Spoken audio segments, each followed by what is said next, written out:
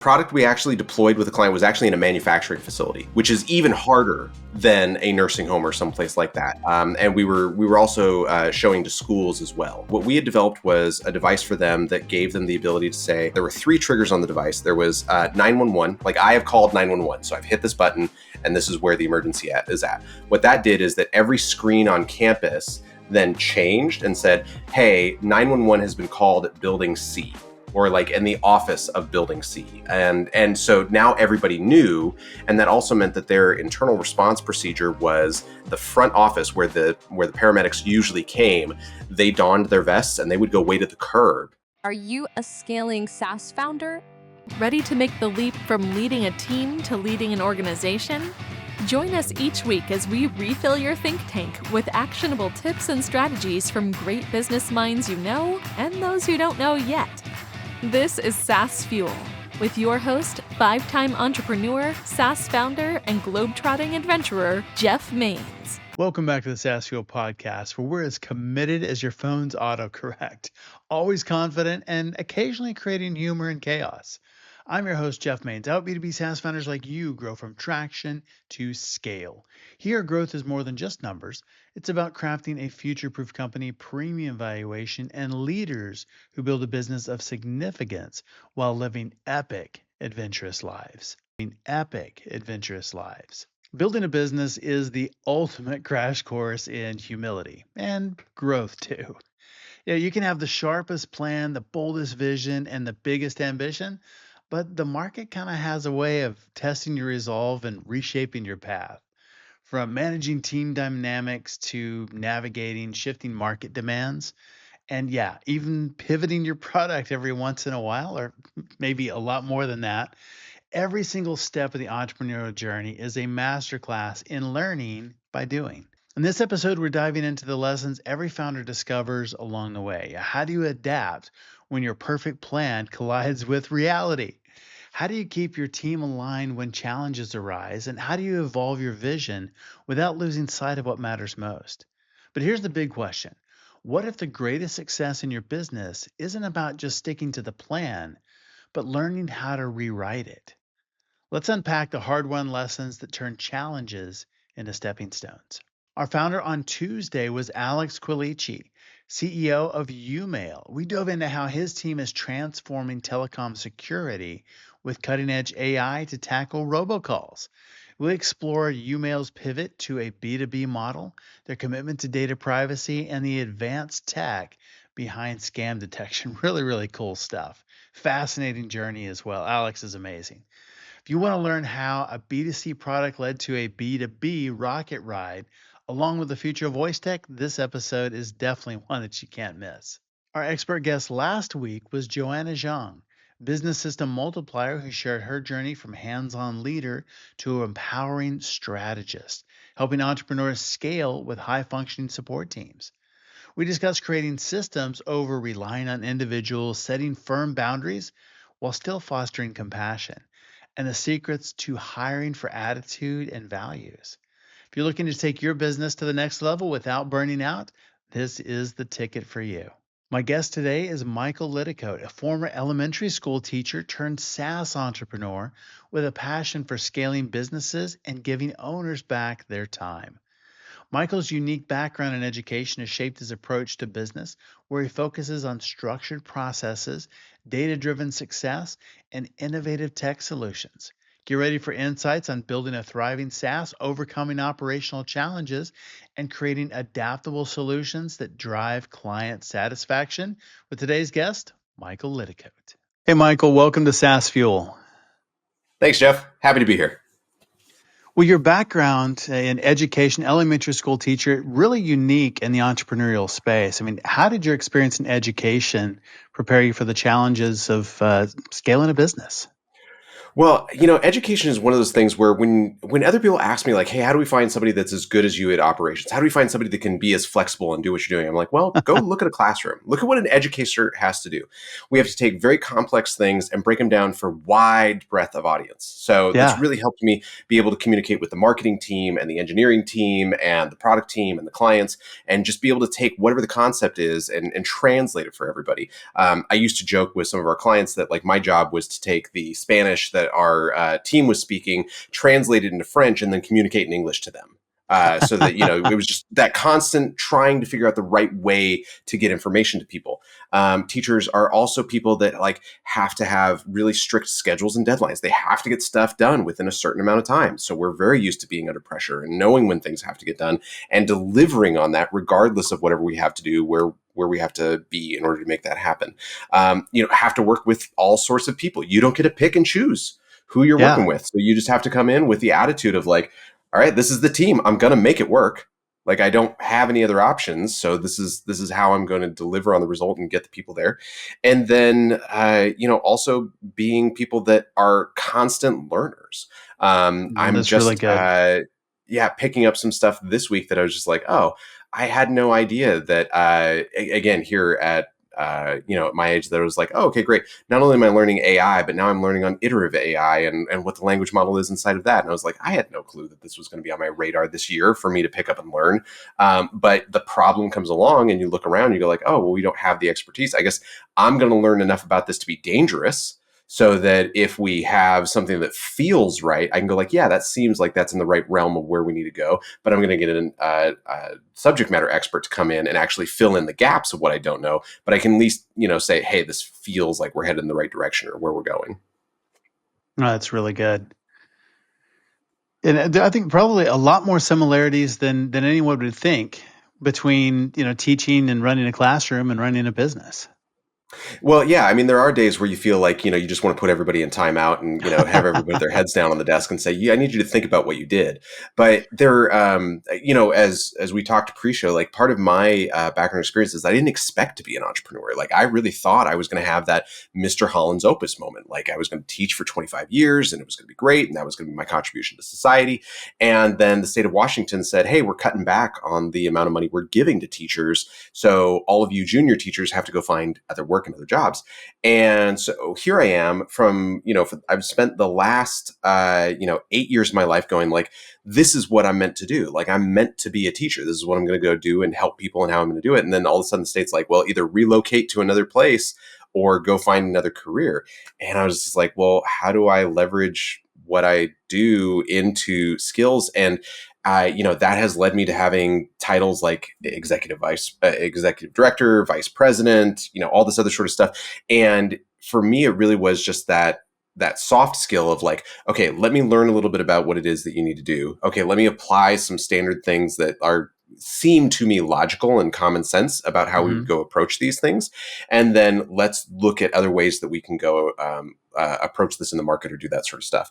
And it has been a differentiating factor for me when you talk to other people that are in entrepreneurism and they kind of have their lane of how they look at it.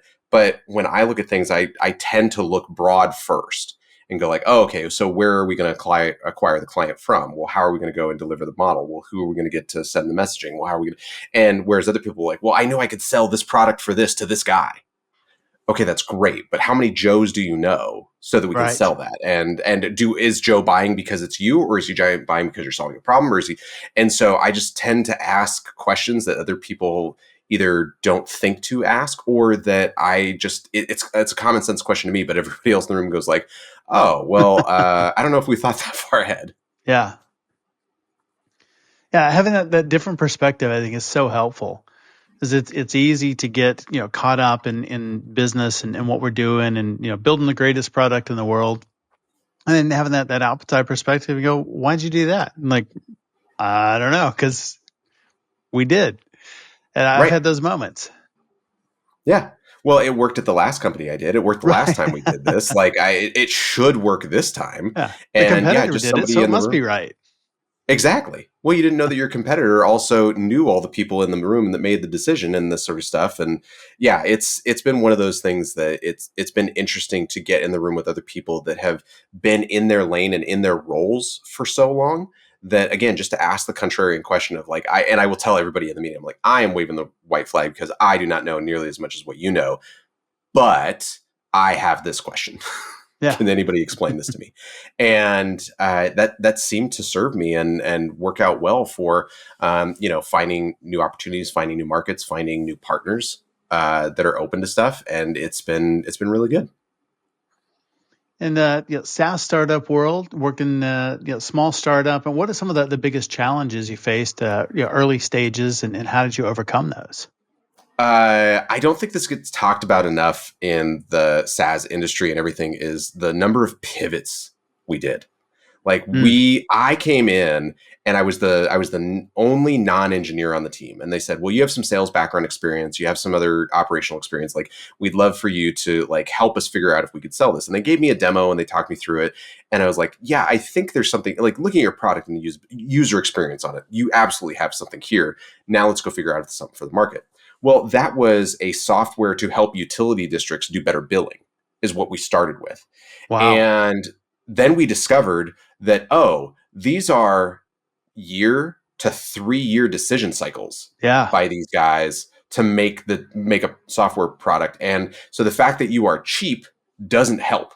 Like that is not a deciding factor for these guys at all, because the reason to be cheap is so that they make decisions fast. Right. But none of these guys move fast, so it doesn't help you to be in that product. And so was going through about developing channels and finding people, because we decided channel distribution was going to be the way to go, leverage existing partnerships, all that sort of stuff. Sure. And as I'm doing that, like they're taking me through the office one day and they're showing me something, some code or something they're working on. And it was for this visual display box where they were essentially from the internet controlling what was showing up on the TV through a Raspberry Pi that they were working on. Hmm. And it's just like, guys, what's that? And they're like, oh, it's this little project. We're doing this and that sort of stuff. And we can show this. And I was like, well, tell me more about that, because that seems interesting. And so then we pivoted to that, because I was like, guys, here we have a product where it doesn't matter what your price point is. Like, we're 3 years away from somebody making a decision if they want to buy it. Do you guys really want to fund the company for 3 years until we get our first client? Well, I guess it would have been our second or third client that we had, because they already had one client using it, which is how they built the client to do it, that sort of stuff. Okay. But then I took them to this and was just like, I think I can find people. Like, if you give me even an alpha version of this, like I can just show some people and we can develop some use cases to see what is working. And so, that's where I started leveraging my personal network and just reaching out to people and be like, hey man, I'm involved with this company now. We have this thing. I have no idea how people would use it. Can I show it to you and have you give me some feedback on what that looks like? And then it would just be a straight up demo of like, here's what the box does. Here's how we can send messages to it. Here's some things. If you had these tools, what would you do with this in your business? And it was I that like very that. first layer of just like, Scrum level testing of like trying to get a customer to engage with it to then tell us what they would use it for. And at first we were like, oh, this is great. It's a display is what it is. And our cool feature was that we could scroll the website on it. So that as the website comes in, we could tell it to start auto scrolling, and you could go through it. And people are like, oh, that's actually really helpful, because we have very long dashboards inside of our business that would be helpful to go through the website and see all that's in there and stuff. And then we were like, well, it sits on this backbone where we can send it messages, and if we send the right message, we can actually flip the content of what's going on. Where do you think that would be useful? And then as I was showing it to more people in my network, they're like, oh, actually, we have this scenario and this problem where 911 shows up to the E911 says go to the main office, but we're a huge campus and nobody knows we've called 911 because we don't have any way to do it. And we're like, oh, okay. So now we have a box that can sit on TVs around the campus, and we have devices that can sit at desks so that when you've dialed 911, you can hit the button and you can alert everybody that, hey, the emergency is in this building. And so now people can start directing traffic to where they need to go. And those were like, again, my first version of seeing it, I did not think like, oh, this is where we're going with this device. This is where we're going to be there. It was just me, again, asking the question of like, what would you do this for? how would you use this? What would be the benefit of having that? And then people giving me the use cases, which then got me to be able to go and again reintroduce myself to my network again and being like, hey, so I talked to some people. They said that they would do this. Does anybody, have a use case for that? And that's how I got all of our alpha and beta customers, was just saying, I don't know if this applies to you, but I have this thing. Do you see, do you understand how in your industry this would be helpful? And people would say, yeah, so great. Who do you know that I should show the next version of this to? And some of them go, no, don't show the next version to anybody. Like, we want to test that. Yeah. Like, that's what we want. We want to try it out. And we're going, okay, great. We would love to have you try it out. And then we'd write, an MOU, and we'd figure out what that looked like and how to do the development cycle and all that sort of stuff. But it was just, that being unafraid to have people tell me like, Michael, that's a bad idea, or like, there is no use case. And there was plenty of conversations of that, of like, I don't get it. And we all have that in SaaS, right? Like, Sure. I don't even see it. I have no idea what you're trying to sell me here, or what this does. And I'm going, okay, great, thanks. This obviously isn't for you. Like, this, you're not the right use case. You're not the right people to do it. Totally fine. Thanks again for the time. Moving on. But that also helped our team refine the pitch, understand the use case, figure out like, again, we thought that our go-to tool was this ability to scroll websites. And everybody we talked to, once we showed them that first product of like, hey, we have the ability to interrupt. So if you have this, if you have scenarios, we can either automatically or physically trigger a reaction in these screens that are constantly rotating through and delivering information. That's where everybody went like, oh my gosh, that's amazing. Like, we could do that in this situation. We can do that situation. And it was just like, all of a sudden, when you got to the right people and you showed them what your tool could do, they started telling you how to sell it to them. That's brilliant. And how did you separate the signal from the noise when you're having those conversations? Or that I think is brilliant, because they're kind of co-creating it with you. But then you have the ones that are like, I don't get it, not for me. How do you know, is this something that's going to work or not? How do you separate that out? I always walked into every situation assuming it wasn't going to work. Okay. And so that's how I started with them. Is I started with I don't even know if this is right for you guys, but you know me, what you kind of know this. I understand a little bit about your business. I am trying to figure out if this is something that your industry could use and would be helpful. And you're an expert, you're a subject matter expert that I know to trust about the industry and where you're going. Do you have, 20 to 30 minutes where I can show you what it does, and you can tell me like if it's valuable to the industry of where you're at? And that lowered a lot of barriers to people to getting the meeting and having a sit down with them and getting to see what the product was.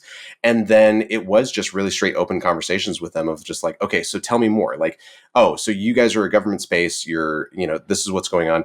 What does procurement for an object like this look like? How does that process work? What decision makers are we going to have to move forward with in the future? How do we go about doing that sort of stuff? And it was great because, again, you're not asking them for the sale. You're just saying, hey, man, you're my subject matter expert on this thing. Yeah. How do I go navigate your industry with an offer like this? And I would then leave the conversation open of like, hey, man, if we get some of this figured out, are you willing to look at version 2? Are you willing to look at version 3, like down the road once we're a little? And they were always like, yeah, sure, man, I'm totally fine to do that. And then those ones that like see the potential and they want it, they're like, just like, well, what do you mean? Like, isn't this ready now? And we're like, well, you gave us some scenarios of what it would be. We'd have to make this, and this happen. Do you want us to, like, we could prioritize that if you want to. If you'd like to do this, and this, is that a step you'd like to go down? And they would be like, yeah, we'd absolutely love to do that. And so then that was the way to pivot them from just being a subject matter expert to a client, and how to navigate that situation with them. That's really smart. And then based on the procurement process and the timeline, did you focus on things that were a shorter sales cycle to get deals done? Or were you looking at like overall revenue potential? And so what we did at first was we'd start with a good idea of hearing what people would use as the use case. And then we'd start to drill down into that niche until we got to like hey, that's a hard no, or that's going to be hard for us to deliver on the timeline. So the back end team, the systems team is always doing the development, that sort of stuff. And I'm just out there, like, again, asking silly questions or, tell me more about this. And I would then come back and report to the CEO and the rest of the dev team and say, okay, had conversation A with this person, had conversation B with this person. I see these similarities in the use case and what we're doing. Is anybody opposed to me going and having a conversation with this type of person or going further down this niche? And so I would constantly be asking them, like, hey, I think there's something here. Is everybody else in agreement that, like, this seems like a good use case? Because I'm always willing to admit that I don't know what I don't know. And there were several times where they were going like, well, I don't see how we could deliver in this way that you're talking about what we're doing. But then 4 months later, they'd come back and be like, hey, remember when you told us about that thing? Well, it made it onto the project board and we did this. And so now we have that feature and that stuff. I was like, okay, great. Now, 4 months later, I got to go back to that client and be like, hey, we figured out how to do that. Is that something of interest to you guys? So it was a constant, like, feedback loop I would get with the team, and then also going back and getting a feedback loop of who I had in my network that I thought would do that. And there were even times where I didn't have people in my network. Like, we lucked into a scenario where I can't even remember how we got the meeting exactly, but we were in the very early stages of showing the product to our 911 offices, because we were showing them, hey, if you allow us access to the API, when our team hits the button, we can actually tell dispatch where on the campus the emergency is, so that dispatch can give more accurate orders to either fire, paramedic, or police that are en route, so that you don't have to rely on whoever's on the phone to try and get you information. Like, we can tell you to to within 3 feet of where in the building that device was pressed, Wow. so that your team knows where to go.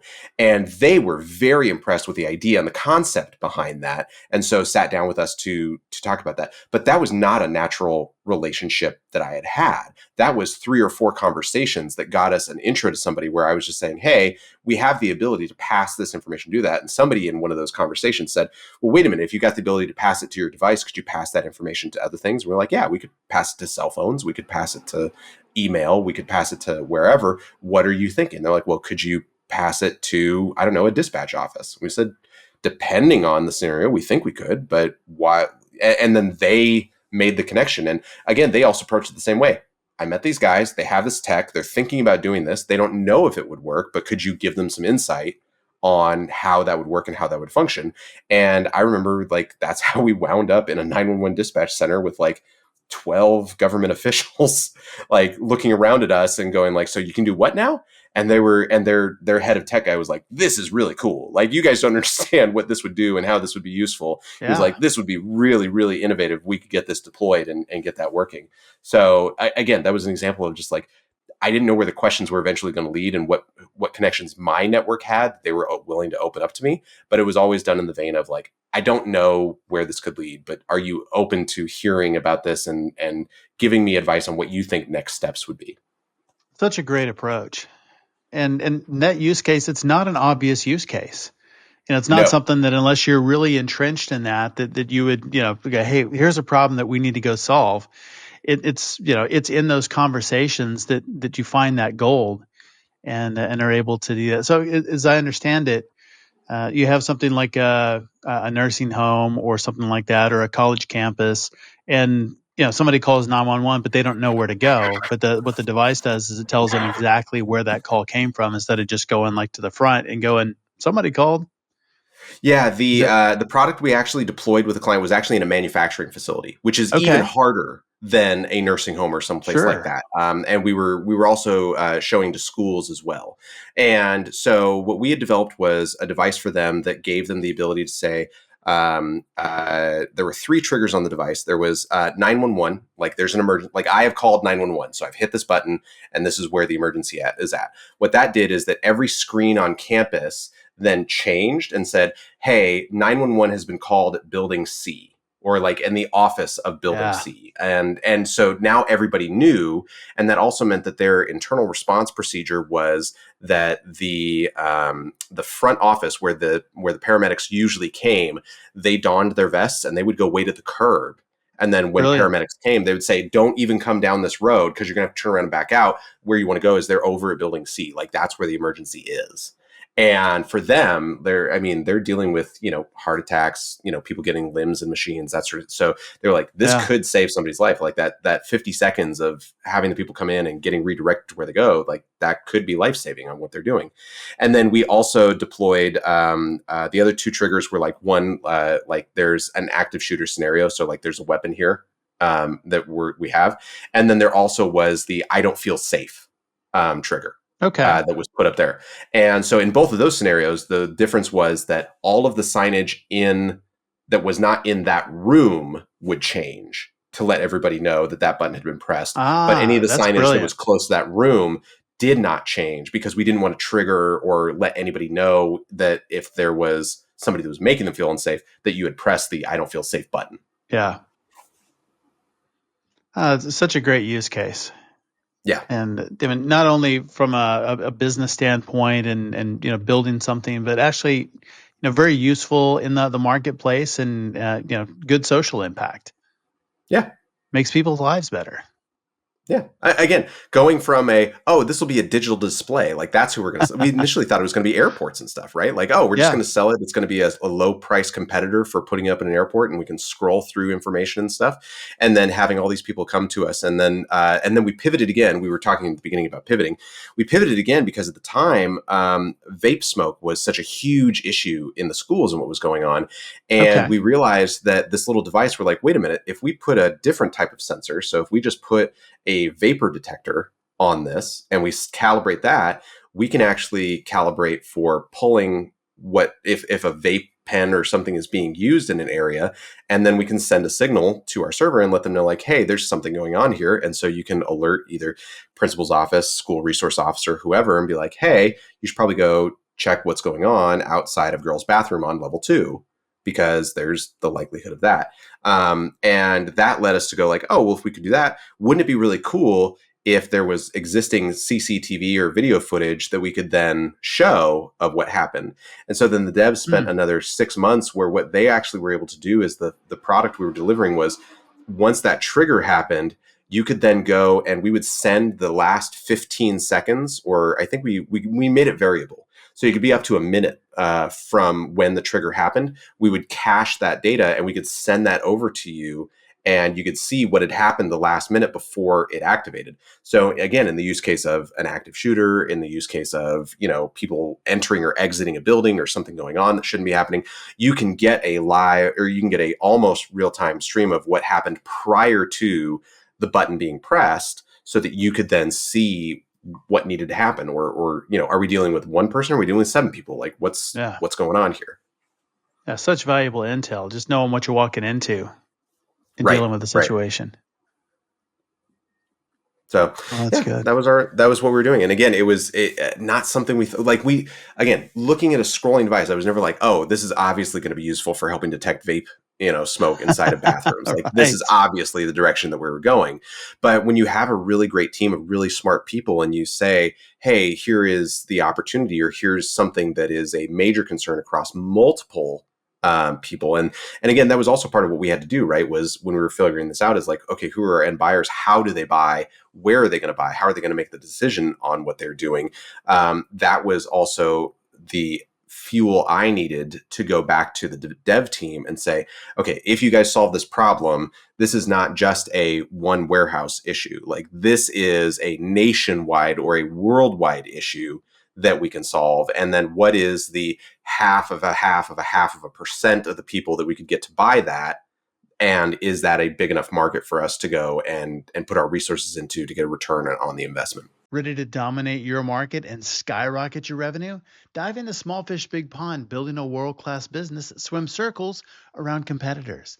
This book is packed with powerful marketing and leadership insights, guaranteed to transform your business and operate world class.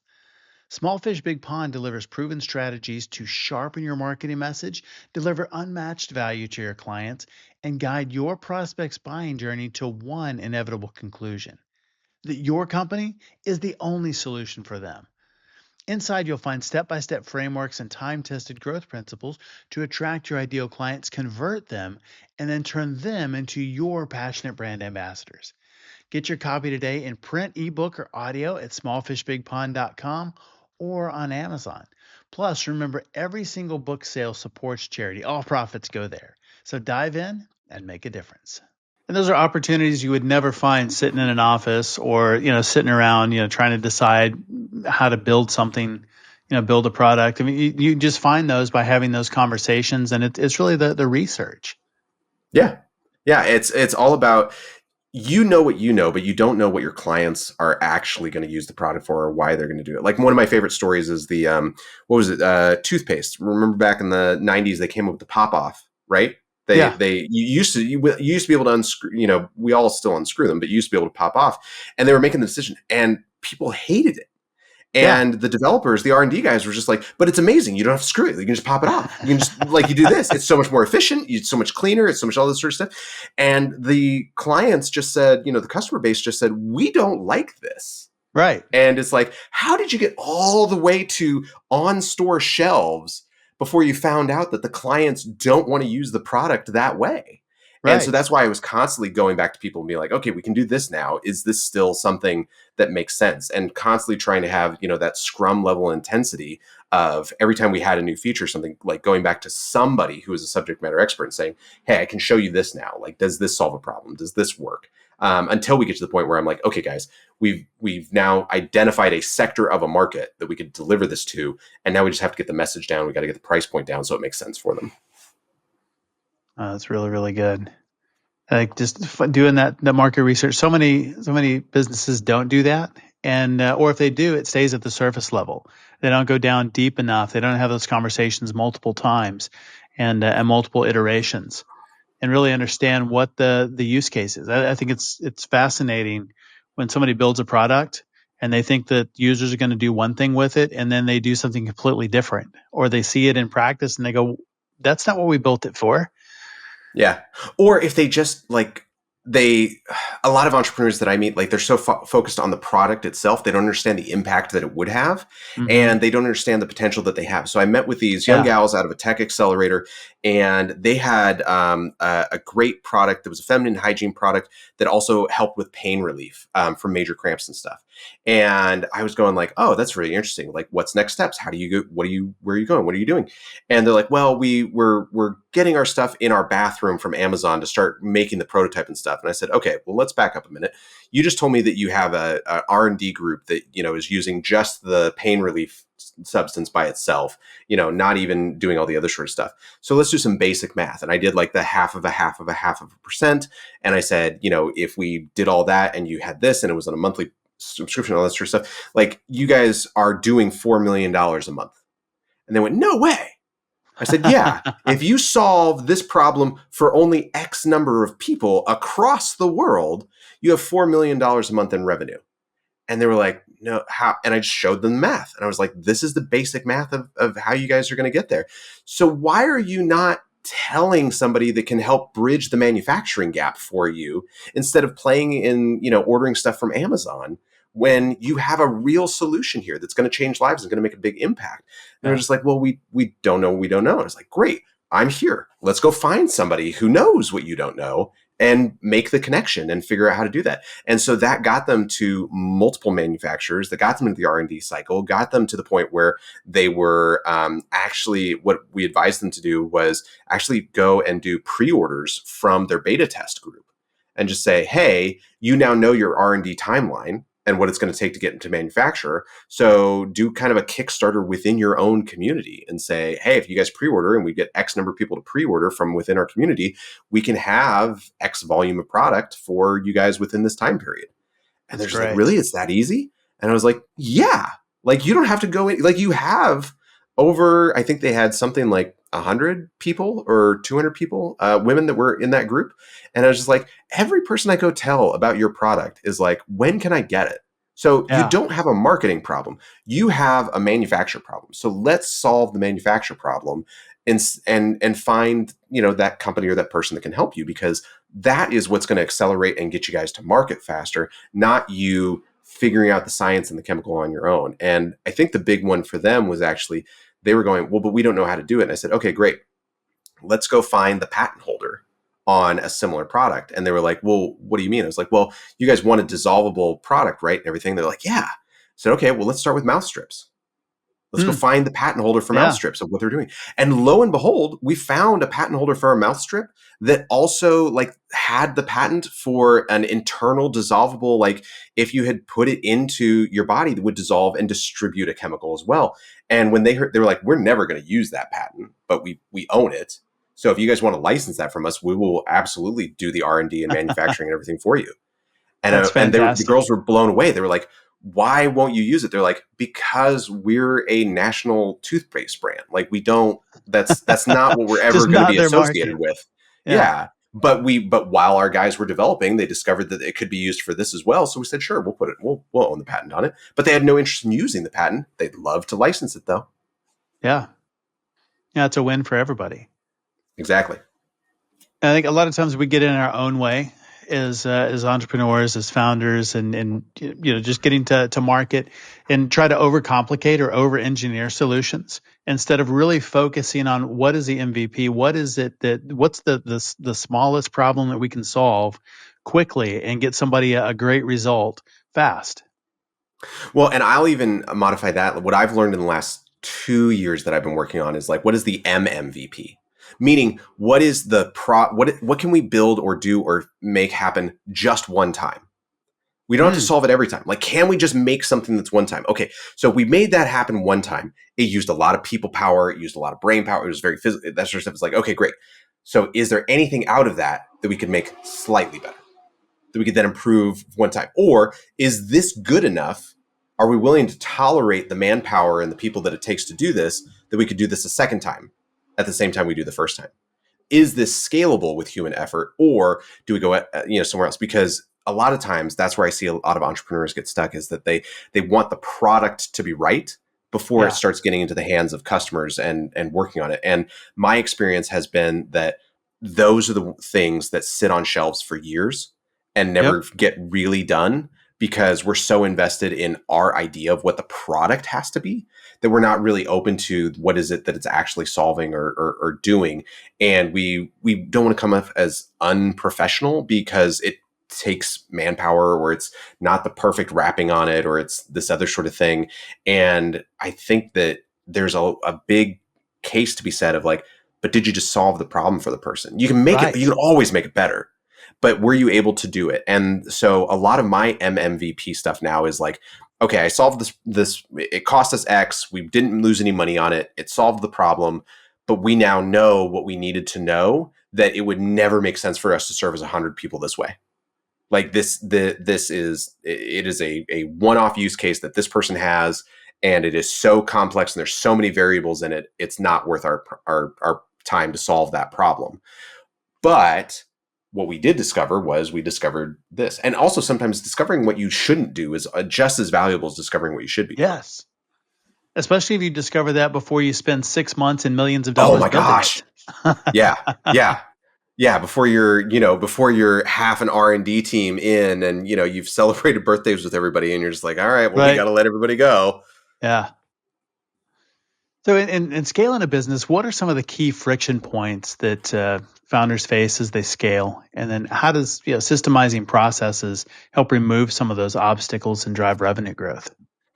Well, it's never, I guess the experience that I always had was that it's never like the first hire or the first person. Like those are kind of easy for some people to say because they've been doing it themselves. It's always like the next step, and envisioning like really handing the department over to somebody of what that would be. So it's easy for me to hire a sales assistant. It's easy for me to hire a setter. It's easy for me to bring somebody in to be part of that department. It's really hard to let go of the department and say, no, this is actually, there are now 2 people, there are 3 people, there are 5, there are 50 people that are in this area. And I've got to let that go, because we as entrepreneurs do all of the tasks and jobs when we start something new that we Yep. come in, because there's nobody else to do that. And so Right. one of my favorite questions when I audit companies now and talk to people is, I'm like, oh, well, what's your employee count? Okay, are you counted in that count? And half the time it's yes, half the time it's no. And for those that say, yes, I'm included in that count, I'm like, okay, great. We're going to have a realignment talk right now. And that is that you did not start this company because you wanted to be doing invoicing every 15 days. Is that correct? Right. And they go, well, yeah. And I go, okay, great. I'm glad that you and I agree that you did not start a company so that you could be head of invoicing. What That is something that somebody else should do. Let's walk through all the other stuff. Did you start this company because you wanted to be, in charge of customer complaints? Well, no, I didn't do it. Okay, so let's put that on the list. That's something you're gonna hand off someday, right? Okay, great. And then we just categorically work our way down the list of like, how soon can you let that go? Who should that be? How often does that happen? Is that a role that somebody does full time, or is that a task? And try to peel away that stuff so that the entrepreneur can stay in what they're great at, which is usually product development or customer relations and sales. Like those are usually where we get really excited as entrepreneurs, is because we found a solution, we found a thing that we were able to make and put together, or we love the population that we are serving and we want to serve them more. But all the other stuff that comes with the business really winds up on our plate and starts to eat away at the time where we're the only people. Sometimes these are the only people in the world that saw the need for that population or for that product to be served. And we buy into that self-belief that because I'm doing this today, I have to keep doing it, rather than just like firing things off of your plate as quickly as you can in order to stay focused on like the big thing that is making an impact and is helping people and is helping drive your product forward. The efficiencies that I've seen is really looking at and asking people like, okay, but how much of my unique sauce is needed to get this done? So perfect example is I was meeting with a company this week, and they were saying, "Hey, we do a terrible job at marketing, but we know all the events that we need to go to, and that we should be asking people if they need our services for." I said, "Okay, great. So, what would you do if you had all the time in the world to do that?" And they're like, "Oh, well, we would go and we would do this, this, and this, and this." And they gave me their list of 5 things. I said, "Great. I'm listening as an outsider. None of those seem like Jeff things that need to be Yeah. done. Those all seem like $5 an hour things. So what if you just put up on Upwork, I need somebody to generate, these 200 things. I need it delivered in this format, and I need to have a contact name and a phone number and an email, and I need this by this date. Do you think that could get you, let's be conservative, 50% of the way towards your goal? Like they're not going to get all of the ones, but what if they had Sure. more than you have today?" And the leadership team was like, "Yeah, that seems like that could work." Like those, I goes, "Okay, great." So for $50, we just started marketing for 2025. Like that's, and again, I don't even think you guys have to, necessarily have any of you do the write up on Upwork. I think you have other people that you could do, or I think that you could, make use of something to get that done. But Yeah. does that get you move forward? And is that an efficient? And so it's really, for a lot of entrepreneurs, I really talk to them about like looking at what you think you need to do and be responsible for versus what is like, you got to come in the last 20 to 10% of that to help, and then ask somebody else to get it to that point so that you can be there and that you can get that delivery and that you can get it done. And by pushing all of that other stuff down, what did you work on in the product or in the client base that got the product that much more better, or that further? And for a lot of them, it's like, well, I just won't even tackle that problem because I know it's going to take me hours and hours and hours to do. Yeah. And so I don't do it. It's like, okay, great. But do you have $50 today?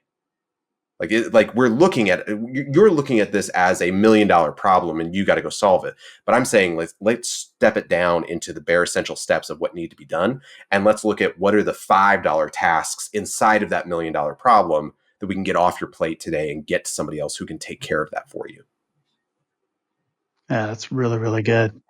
In systemizing processes, what are some of the challenges as you're passing those off and really getting those off of your plate to the team? What are the challenges of getting the team to change and adapt and also keep them accountable if you're using KPIs or something similar? Sure. So the last couple of years, I've really worked on this a lot because I had this thing where I just assumed everybody understood the world the way I did. And so I would just go tell people the way that I would like to be taught. And then I expected people to do it. And I discovered that my brain's a little broken and I operate a little differently than other people. And that's why I was having so much friction and why I didn't want to hand things off to people and get things done. So what I started to do was I started to say, okay, so what is the KPI? Like, what is the actual task, the thing, the percentage that needs to get done? And who is the person that needs to do that? Great. Now I have this big gap, which is how do I transfer that knowledge, that skill, that task from being a me thing to being a them thing that they're responsible for and that they have to be able to do it? And how do I make it so that they're incentivized to actually do it at the KPI level where I want it to be done? So the first piece is that I would figure out how can I build that into the incentive plan, or how can I make that work for the person and put that onto their what they're doing. The last several years, I've been working with a lot of agencies, and so it's very easy to break it down of like, hey, if you did this task this many times for this many clients and we had this result, then I would be happy to pay you X number of times. It happens. And that's pretty easy for them to understand, right? Like, wait a minute, Michael, you mean every time that a client stays with us for another month, you're going to give me $20? Well, yeah. And again, imagine if you had, 100 clients that you were in charge of, I'm willing to pay you $2,000 every month if you keep all those clients with us. Does that sound fair? Yeah, that sounds fair. I'd be willing to do that. Okay, great. How are you going to do that? Well, I think I'm going to do this, this, this. Okay, well, that sounds like an idea. Let's talk that through and what that is. But now I've got their buy-in and their agreement that that compensation makes sense for the KPI, and we both know how to measure it. And we both also know how we're going to go about like paying that out to them and what that looks like. Then the next part is like, how do I transfer the knowledge and what that does? And the last year I've been really focused on how to get that done. So Loom has made it really easy for a lot of people to capture information and show that information on the screen, especially since we're all digitizing in the cloud and what we're doing. But then I discovered software like, these are a dime a dozen, but the one I like the best is called scribehow.com. And what it does is that it's a Chrome extension. And when you click on it, it will record the screenshot of what you clicked in. It'll record what you typed. And then when you're done, it will then give you an editing page and say, hey, here's what you put in. Do you want to make any changes? And so then I'll remove the client information from there. I'll say, instead of ABC Glass, I'll put in enter the client's information here on this page. And then I can turn that over as a PDF to the staff and say, here's the Loom video of me doing, here's the PDF showing you what's done. And then I've also started feeding the Loom video into a transcription service. So then it gives out, written instructions to them as well on step-by-step on what we're doing and what that looks like. And then I can hand over 3 different modalities of learning to them and say, here you go through this. Let me know if, if there's any clarity or if this doesn't look right. And they go, yeah, this looks great. This works. You were talking about efficiency though, and like how to let some of those things go. The one that I've seen a lot of guys struggle with is like, but I still don't trust them. Even though I've documented, I don't trust them to do it. So the other one I've given to people is bring that person into the office with you or get them on a Zoom or do whatever and say, hey, here's what I want you to do. I want you to like record what I'm doing. And so I'm going to tell you what I'm doing. You just got to write it down and do that. And then I want you to write it back for me. And then the second time you do it, it's like, hey, I want you to hand me those written instructions that I did it. And I want to go through it and make sure that it makes sense. So now instead of you doing it from your internal memory of what you were doing, now you're looking at their written instructions of what they think you told them to do.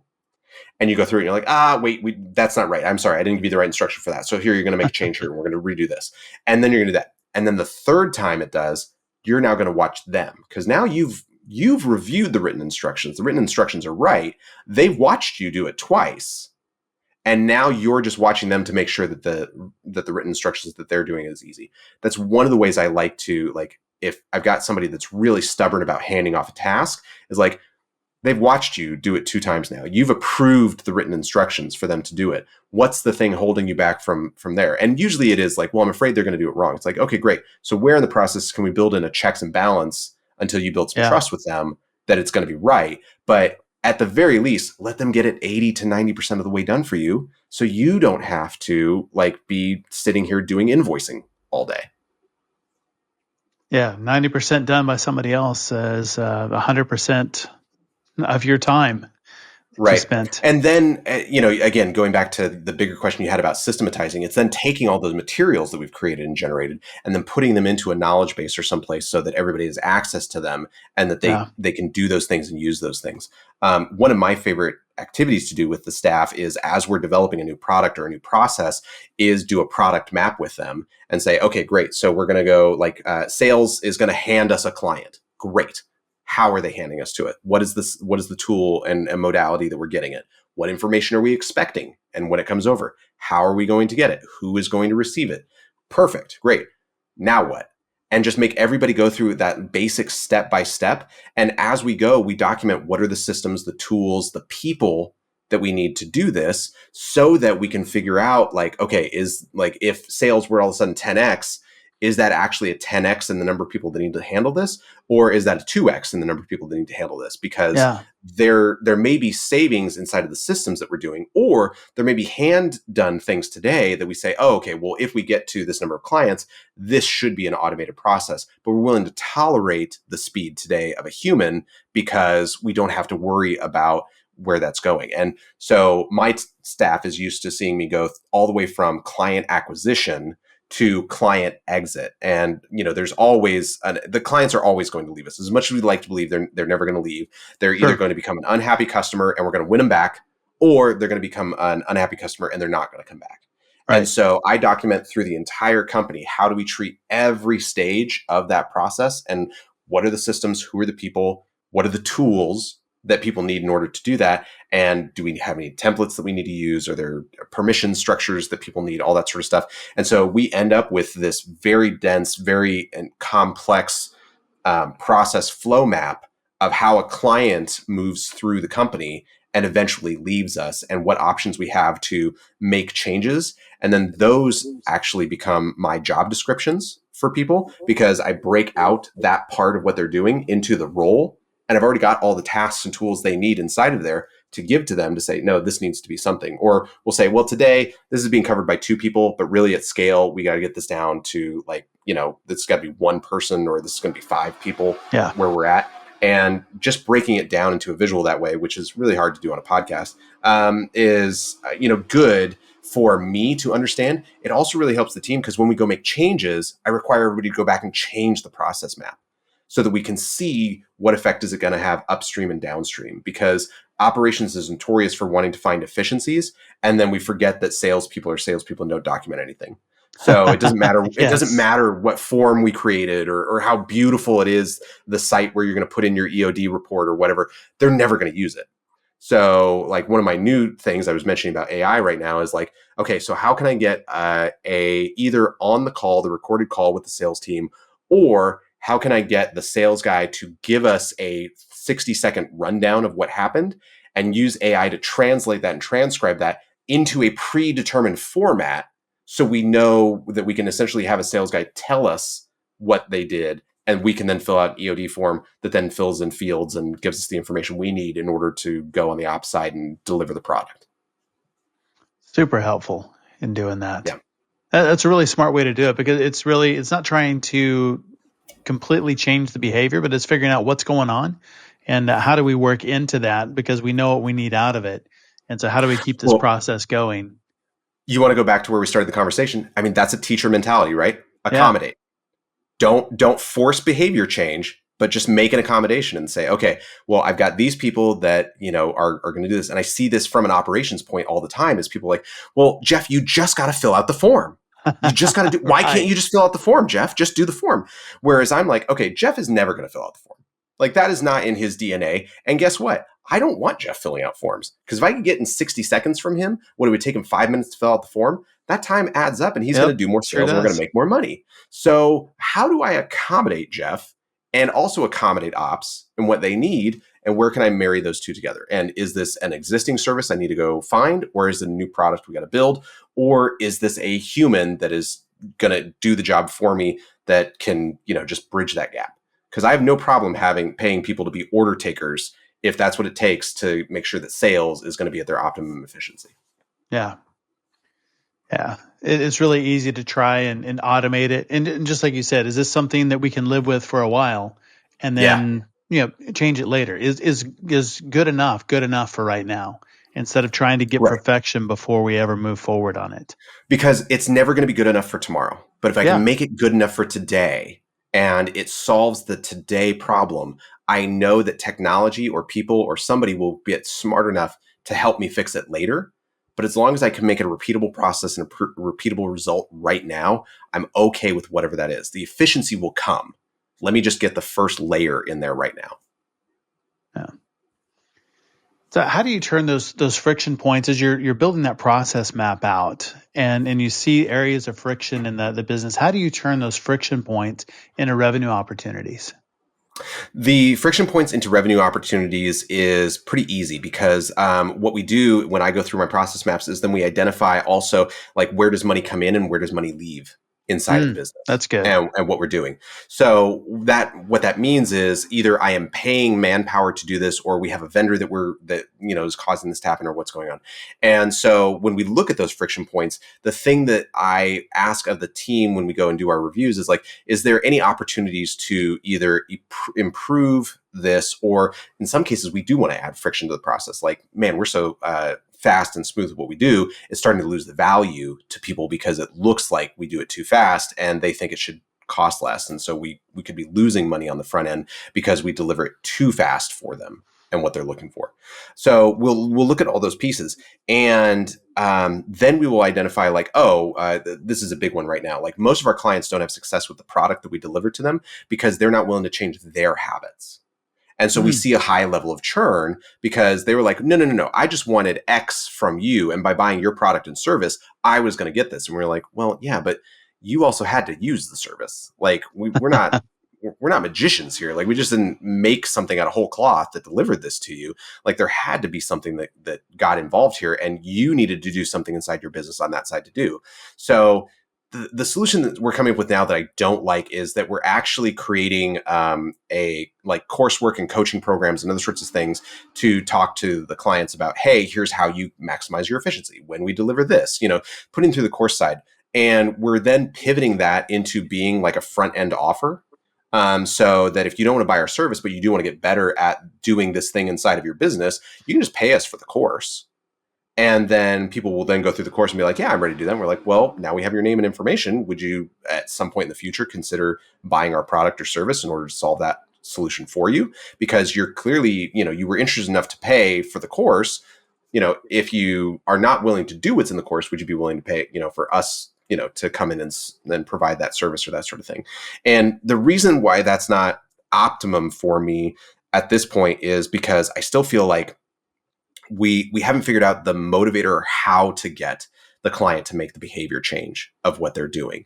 But Yeah. what we have been able to identify is that is where I usually then start going looking for affiliate relationships or referral relationships with other people and go, hey, I have this problem with my client base. Do you have the same problem with your client base? Or I can't get my clients to solve this problem. Do you have a service or something that you could do? Great. If you will come in and provide that service to clients, then either I'll do an MOU, affiliate relationship, whatever it is, to reduce that friction inside there and get the client a better result. At the same time, we cover our cost. Or, most of the case, I'm looking to just reduce my human labor cost of having that and that friction, which hopefully also pays for itself by reducing churn and other sorts of stuff that we're doing. But then in extreme cases, we will then look at those friction points and also say, okay, well, is this a new addition to the product or service that we need to add? Like if we were able to do this, or if we were able to improve the product in this way, does that solve problem X? And then again, MMVP, I go find a willing guinea pig inside of the client base. And I just flat out ask them and say, hey, I've noticed that this happens inside of the business and inside of our product journey with you. This is totally a test. We're going to brute force this, but would you be willing to let us try something with you to see if we get a more optimum result? And most time the clients are like, please, yeah, we'd be more than happy to do.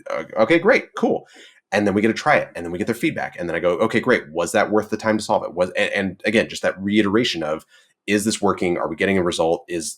Are we finding a scalable solution outside of this? Just trying to get it going. And sometimes I do ask the clients to like help cover some of the cost for that, of saying, don't know if this is going to make sense to you guys, but would this work? If we brought more manpower in to do this and solve this solution, would you guys be willing to put up X so that we can cover the cost or think about adding on to the product and doing that? And for them, in order to sweeten the pot, sometimes what I'll do is I'll even tell them, hey, I'll extend this. Like if this works out and you guys are in, I will grandfather you in, and this is That's all great. you will ever pay. And they go, wait a minute. Okay, cool. Yeah. Because if they solve it and it doesn't work, then we're only out, this amount of money. But if they solve it and it works, then we only have to pay this forever. And I'm like, yeah, I'm willing to grandfather you in. I don't have a problem with that because you saved me the R&D time to go and try and figure it out. Yeah. Oh, so good. Where can people learn more about you online? Online, right now, the best way to find me is through LinkedIn. And just go look for Michael Liddicoat on LinkedIn. I'm not doing a lot that's in the course space or other sorts of stuff. I'm just out kind of helping other entrepreneurs find out what are their challenges and what they're going through, and then answering questions. Excellent. We'll make sure and link that in the show notes as well. Right to LinkedIn, and people can find you there. Appreciate it. Super, super valuable. Michael, thank you for being on SaaS Fuel. It was a great conversation. Thank you, Jeff. I appreciate all you do for the community and helping other entrepreneurs, and this was fun. Definitely. Thanks again, Michael, for coming on the show and sharing your journey and insights. You can learn more about Michael at dissectingthedeal.com, and be sure to check him out on LinkedIn as well. Great stuff there. As always, all links, highlights, resources, and full show notes are available at saasfuel.com. And be sure to check us out on YouTube as well. Full episodes, videos, shorts, outtakes, lots of stuff over there for you. That's at Champion Leadership on YouTube. Thought leaders share, and I'll bet you're one. Share this episode with someone who would love to instantly find more efficiency and cash flow in their business. That sounds pretty good to me. Yeah, everyone who shares this week gets a bureaucracy buster bazooka. Aim this bad boy at bloated workflows and unnecessary approvals or pointless tasks, and watch them explode into a puff of glitter and reclaim productivity. I mean, who needs red tape when you got a bazooka? Are your business processes holding you back or propelling you forward? Join us next Tuesday, where our founder is Jackie Jones, founder and CEO of Way We Do, as she reveals the power of well-documented processes, change management, and AI integration to scale your business and drive success. She is extremely smart and built an amazing SaaS business, providing a tool that we all need. Then, what if the key to overcoming challenges lies in gratitude and asking the right questions?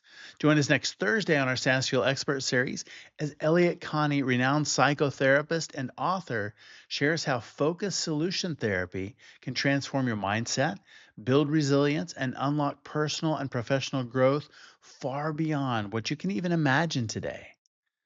I will see you next time, and as always, enjoy the journey. Thanks for listening to SaaS Fuel. Full show notes for each episode, which includes a summary, key takeaways, quotes, and any resources mentioned, are available at saasfuel.com. Be sure to follow and subscribe wherever you listen to podcasts. And if you're enjoying the content and getting value from these episodes, please leave us a rating and review at ratethispodcast.com/SaaSfuel. We'll be sure to read these out on future episodes.